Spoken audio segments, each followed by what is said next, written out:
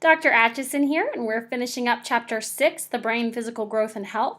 And this time we're going to be talking about physical growth and health. And we're going to really focus on health and nutrition. I figure the physical health stuff, the physical growth stuff you guys can read about in your textbook.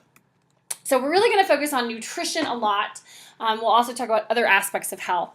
But let's start with nutrition in infancy. So the World Health Organization recommends exclusive breastfeeding for the first 6 months of life. After 6 months, it suggests that solid foods are kind of introduced and used in conjunction with breastfeeding up till 2 years of age or beyond. The American Academy of Pediatrics recommends breastfeeding for at least 12 months, and then after 1 year, it should continue as long as the mother and the baby decide. They make these recommendations because of health concerns. It is healthier for the infant and the mother to engage in breastfeeding. Now, that is not possible for everybody, and so formula does exist for situations where it's not best for the family, for whatever the reason, for breastfeeding. But these recommendations are made because of a lot of health benefits that we get from breast milk. And we know that formula is getting good. I mean, it really is. And when my mom was a baby, they told my grandmother they could give her carnation instant milk. So clearly we've come a long way, and formula is a lot better. And the more we find out about breast milk, the more we find out about ways to improve formula. So formula gets better all the time. But both of these major health organizations recommend breastfeeding, again, exclusively for the first 6 months of life, and then at least for 12 months. And again, there's a lot of different reasons for that we'll talk about here in a second. UNICEF also recommends this, and this is going to be more geared towards to situations where there's some more nutritional issues, there's not as much access to food and immunizations, but UNICEF put this out. Children who are exclusively breastfed for the first 6 months of life are 14 times more likely to survive than non-breastfed children. And again, this is mostly for different cultures, and a lot of it has to do with nutrition. But for our own culture, where we do have good access to good formula and good nutrition, the reason that it can still increase the livelihood of an infant is because it's the baby's first immunization. And we'll talk about that as we continue. So breast milk is really species specific. Breast milk is not only specific to humans, human breast milk is not only specific to humans, but it is specific kind of to the environment. So we talked about how amniotic fluid changes with the taste of, with what mom ingests. Breast milk flavor changes depending on what mom eats. So again, breast milk is kind of preparing the infant for the tastes of its culture. We know that breastfeeding and breast milk protects against sudden infant death syndrome. It reduces the risks of allergies, and again, this has to do with that immune system function. We also know that it increases the effectiveness of vaccines, especially when mom herself has been vaccinated, because not only are they getting the vaccine itself, they are also getting the antibodies from mom. When they say it's the baby's first immunization, that's because the first stuff that the infants are getting is really a lot of antibodies to protect them from germs, from negative germs in the environment. It also reduces the risk of childhood cancers. We see some evidence of higher IQs of infants that are breastfed versus bottle-fed. Breastfed versus breast milk fed versus formula-fed. Proper face development. This isn't so much an issue of the milk itself. It has to do with actual breastfed versus bottle-fed. Again, the bottles are getting better every day, but the face development, the skull is not fused together when babies are born. So there's a lot of kind of malleability in that skull. And that includes some of those facial features because of that skull not being fused together. So when we see with breastfeeding, and this is not pumping, this is actually out of a breast instead of a bottle, we see proper face development. Again, bottles have gotten a lot better. We're not saying that a kid who is bottle fed is going to have a malformed face, but we're seeing there are benefits towards proper face development for infants who are fed from a breast. By 1 year, various health departments estimate that exclusively breastfeeding saves between $900 and $2,000 in formula costs.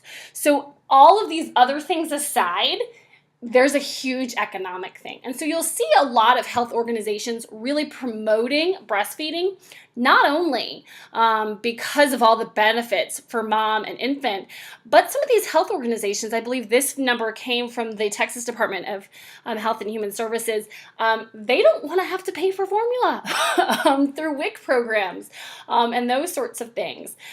So again, there's a huge push both for the economics of supporting governments, but also of the individual for this economic benefit to breastfeeding over bottle feeding.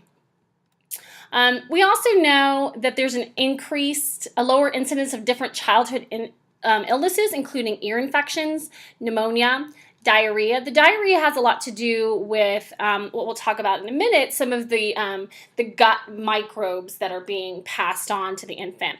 Respiratory infections, again, this is because of that immune system function that's happening. Necrotizing enterocolitis is when part of the intestine can die. And again, this has to do with really healthy gut bacteria and healthy nutrition. We also see a lower incidence of adult illnesses. So this is, you were breastfed as a child, as a baby. As an adult, you have a lower risk of type 2 diabetes. As an adult, you have a lower risk of obesity. They think this obesity has something to do with fullness cues as part of the clue. And it has to do with the taste profile. So when you're drinking a bottle, you can keep filling that bottle up. And you can drink that bottle really, really fast. Where a breast, you can't drain it as fast as you can drain a bottle. A baby can drain a breast really fast, but not as fast as you can drain a bottle. And so it gives them some time to kind of get some of those fullness cues and say, oh, okay, I'm done. And so they think some of that has to do with kind of the learning of the fullness cues really, really early on in development. Hypertension, we see again a lower incidence of immune system diseases. Again, this has to do with all those benefits to the immune system really, really early on. We see a decreased risk of breast cancer, and this is also for women who have breastfed. So even if they were not breastfed themselves, the act of breastfeeding reduces the risk of breast cancer as well. We see a reduced risk of Crohn's disease and Hodgkin's disease, as well as other liver diseases. And we know that a lot of these benefits are really coming through the microbes that are passed on to the infant via breast milk. I know we sometimes live in a very germaphobe society, but there are good bacteria. And there are good bacteria in your body that keep you healthy. And one of the things that happens is those gut microbes of mom get passed on to the infant. That again helps with the immune system. That again helps with digestion. So a lot of those things that we were seeing that we're seeing lower incidences of are related to immune system function, are related to digestion. So again, this really promotes a healthy immune system and a healthy digestive system. There's an article posted on D2L from Science Daily that really does a good job of summarizing the original source that really can walk through that. And we see that there's differences in the amount of microbes and the kind of microbes based on maternal nutrition. So they did a study of infants in Malawi, and some of those infants were had malnutrition, and some of those infants had good nutrition. And they tested both the gut microbes of them and their mothers. And they saw that, again, the nutrition of the mother changed the quality of the microbes that they were giving. And there's another article posted on Science Daily about that. All of these all these good bacteria really can help infants be protective of infants against the bad bacteria that's in our environment. Another thing is, because this is newer research, the formula companies have started to try and catch up with this. And so now they're including a lot of probiotics, which is essentially what these good microbes are, in formula. The difference is the microbes that are included in formula, the probiotics in formula, are only going to be, usually there's about one strain of them, where there's a lot more variety of microbes in healthy gut intestines. And so again, that first article on D2L kind of walks through kind of the difference. They take cow's milk, they take formula, and they take breast milk, and they put E. coli in it. And they see how that bacteria grows. And the breast milk is actually kind of forms defensive barriers against this bacteria, where the formula and the cow's milk can't do that because it doesn't have the microbes that are necessary. So again, there's some really, and this is all newer research that's coming out about microbes and how these gut microbes and how beneficial they are for growth, for cognition, for all kinds of things. So this is some really interesting stuff. And again, those articles are posted on iCollege for you. So let's talk about the different kinds of breast milk. The first, breast milk is not always the same. It changes with the child. So when the child is born, the first, what they first get is colostrum. It's thicker and it's yellowish. This is really high in protein. It's a lot lower in fat and a lot lower in sugar than breast milk is. It's also easier to digest than breast milk, which is really important, because remember, they're brand new. They haven't had to digest anything yet. So this is kind of a way to kind of get that digestive system going. And it also helps push through the kind of what has been in the intestines up to that point. Again, this is the baby's first immunization. This contains a ton of antibodies from mom, and breast milk will continue to contain antibodies kind of throughout development. And again, this really helps that infants pass that dark tarry stools, that meconium, that in the beginning. So if you've ever seen a newborn's diaper, it looks kind of like black tar. And again, this colostrum really will help push that through a lot quicker, which is beneficial for the infant. Mature milk is also easier to digest than formula. So we'll see a lot less gastrointestinal problems. We'll see a lot less gassiness, a lot less fussiness with breast milk versus formula typically. What's also interesting about breast milk is that the antibodies change as a function of what mom's exposed to.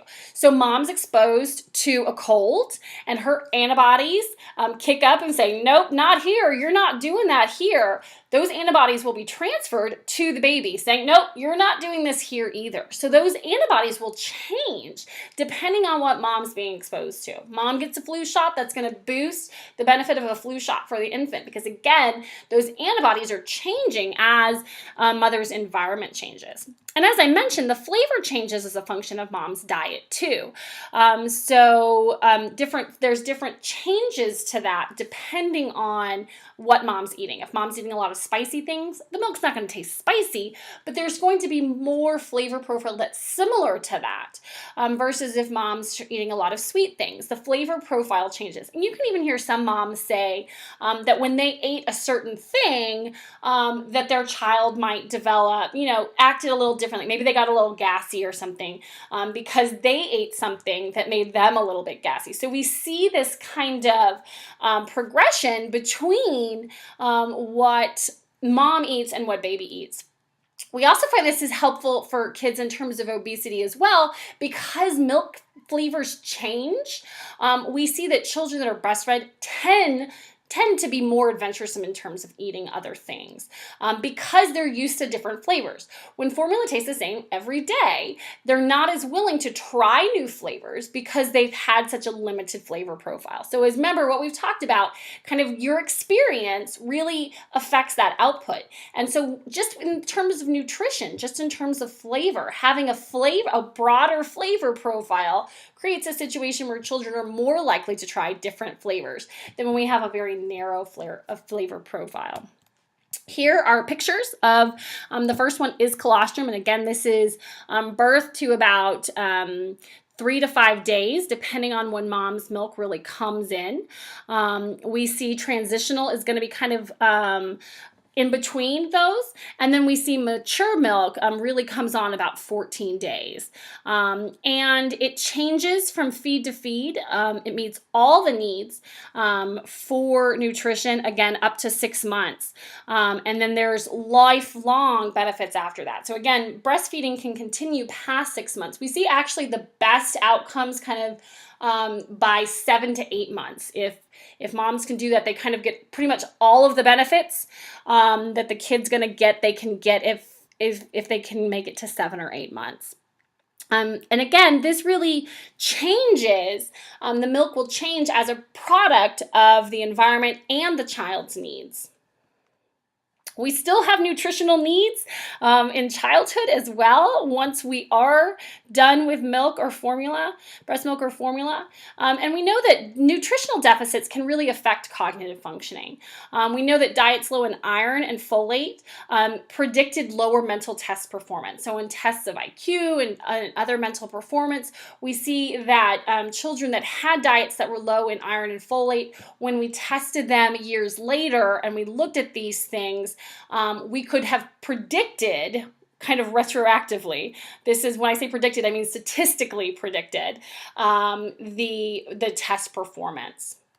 We also know that obesity is on the rise for U.S. children and adolescents. And obesity is defined as a 20% increase over healthy weight based on the BMI. And I know there's some controversy about BMI, but we know that 32% of the U.S. children and adolescents are overweight, and 11% of these are obese.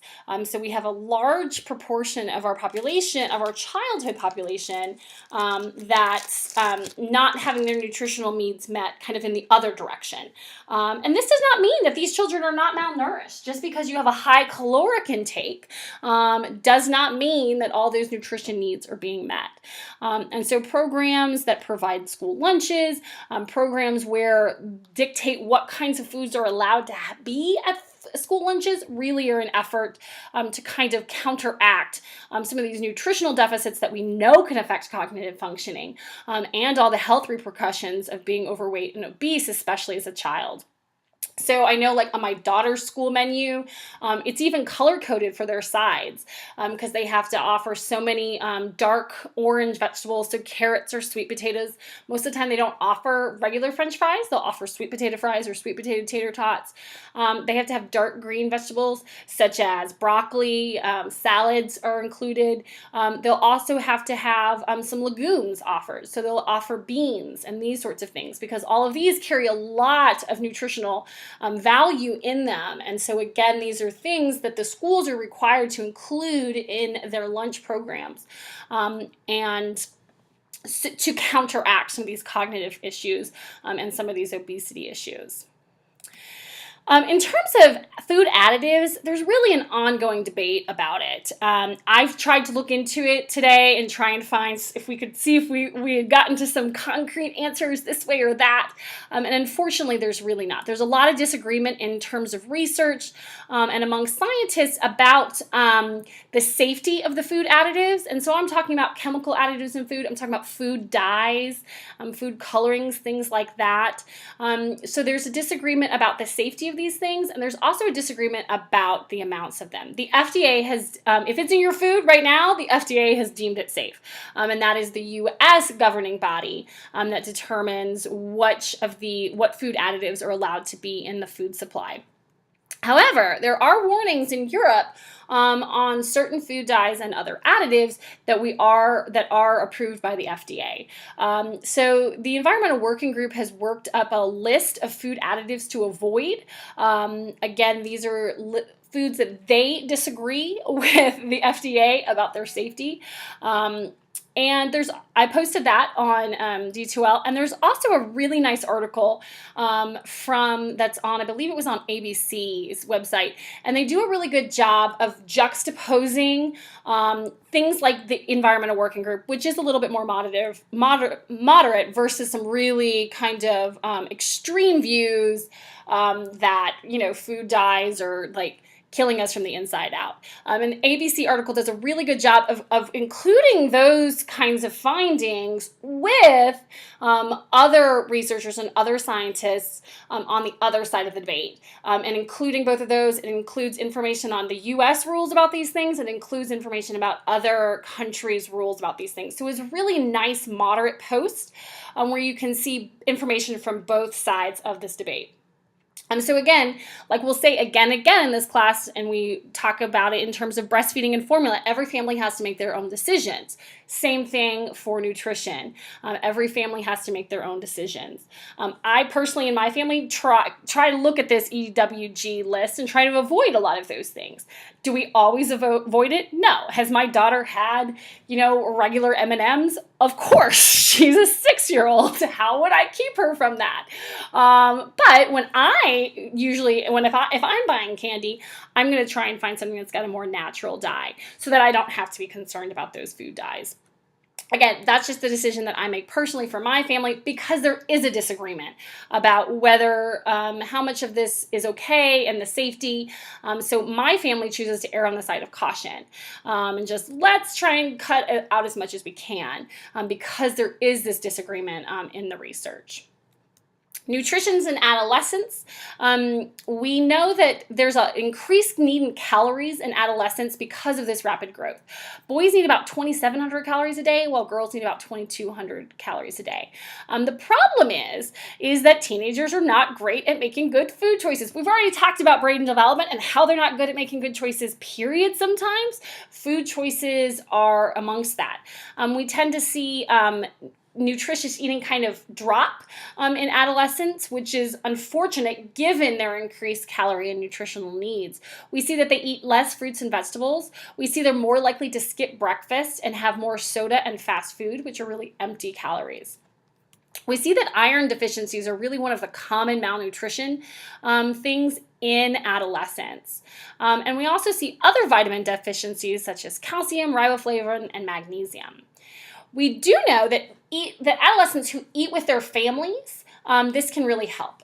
This we'll talk about modeling later on in the class, but modeling this good behavior, both with younger children but also with adolescents, is beneficial. Not to mention, if you're eating with your family, chances are, parents are getting a bigger say in what's being offered, which is, again, helping to make some of these better food choices. Another thing that we see with some of the kind of body image things that start to happen in adolescents is that adolescents are more likely to engage in fad diets, which are especially unhealthy. Things like a cabbage diet, where all you eat is cabbage. Well, that's clearly not going to meet all your nutritional needs. And so again, really discouraging those kinds of things and in creating an environment where children and adolescents have access to a variety of healthy choices. The last thing that we're going to talk about is immunizations.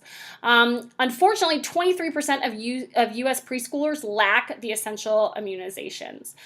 Some of this is because of access to resources, but not all of it. A lot of it is due to kind of this anti-vaxxing kind of dialogue that we've heard in the past in the media, and especially is rampant on the internet. And we've even heard really kind of bad things happening because of this. There was an outbreak at Disneyland of one of these previously not seen, I believe it was measles, because these children, 23% of these children are not being vaccinated. So this is the vaccination schedule that is recommended by the CDC. And it walks through birth through 6 years of age, and it talks about kind of the schedule and when these things need to happen. And that influenza vaccine actually needs to happen continually, yearly, even after the early childhood phase. Again, a lot of some of this vaccine, these children who don't have vaccines has to do with that anti-vaxxing dialogue that's out there. So let's put it on the table. Vaccines do not cause autism. There are other media sources that will tell you that they do. Those are inaccurate and discredited sources. That line of research first came through from Andrew Wakefield. He has since lost his medical license and been convicted of major ethics charges because he manipulated evidence and broke ethical codes, including not treating those autistic children properly, falsifying data, all kinds of things. I believe there was 12 different ethical codes that he broke. And again, in 2010, his medical license was revoked. That 1998 study that he was the lead author of has been pulled. It's been discredited. It's been retracted. There's additional reading on D2L about this. This is clearly a really big deal. And so your class participation assignment this week involves this additional reading, and it involves the fact that vaccines do not cause autism. So, spoiler alert, I answered the first question for you. Vaccines do not cause autism. Please do not give me any other answer because vaccines do not cause autism. And the required reading will walk you through these different reasons that we know that vaccines do not cause autism. So that ends up chapter 6 for us, and I'll see you in class.